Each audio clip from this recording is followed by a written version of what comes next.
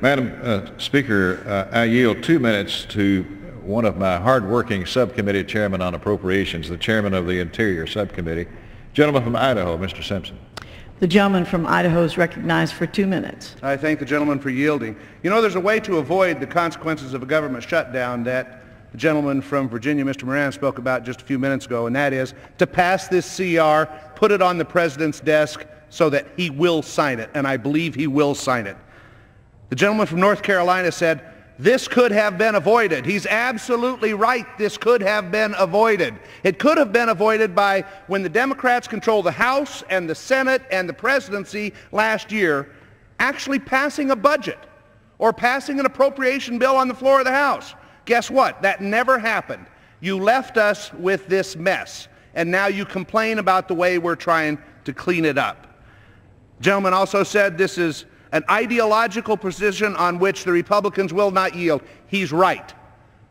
And that ideological position is this country is in a fiscal crisis and we are going to get our house back in order. If that's the position that we're being criticized for, I welcome that criticism.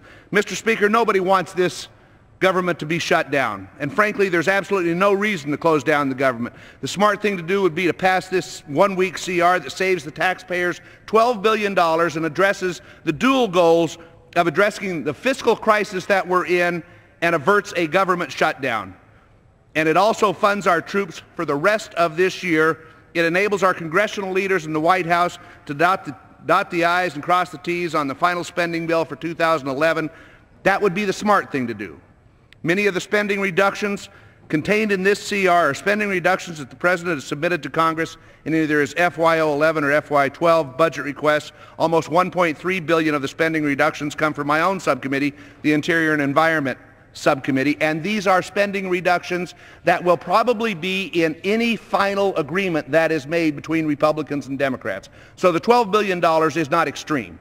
It will be in the final agreement, whatever that agreement is. There is absolutely no reason why the Senate cannot pass this bill and send it to the White House. I believe if you put it on the President's desk, he will fund it, he will sign it so that our troops are funded. I yield back.